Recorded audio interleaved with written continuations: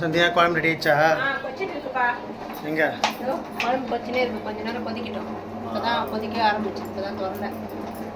இது மீன் வறுக்கிறதுக்கு. அது மீன் வறுக்கிறதுக்கு. இது வந்து வறுக்கிறதுக்கு பண்ணியிருக்கேன். இது குழம்பு போட போகிறேன்.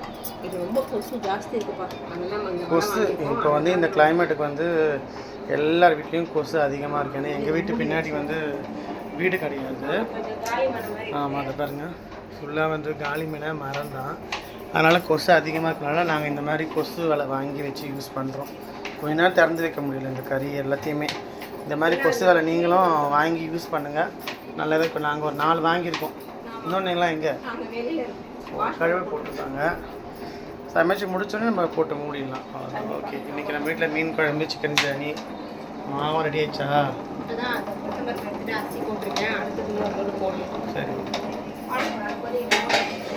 சந்தியா, சமையல் ஆயிடுச்சா?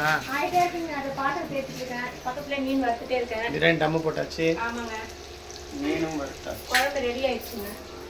ஓகே, நீங்கள் திறக்காதீங்க, சூட வச்சிட உங்களுக்கு கை சாப்பிடலாம். வாசனை வருதுல்ல?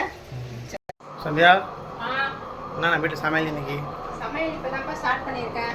ஓகே, மீன் வாங்கியிருக்கேன்.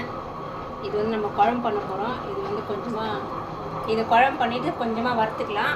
இது வந்து சிக்கன் வாங்கியிருக்கேன். பிரியாணிக்கா? எஸ், பிரியாணிக்கு.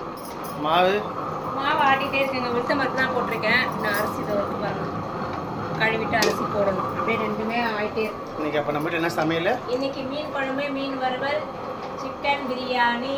வாங்க சாப்பிடலாம், செஞ்சுட்டு பார்க்கலாம். கண்டிப்பாக வாங்க சாப்பிடலாம். எல்லாருக்கும் சஷ்டி முடிஞ்சிருக்கும்.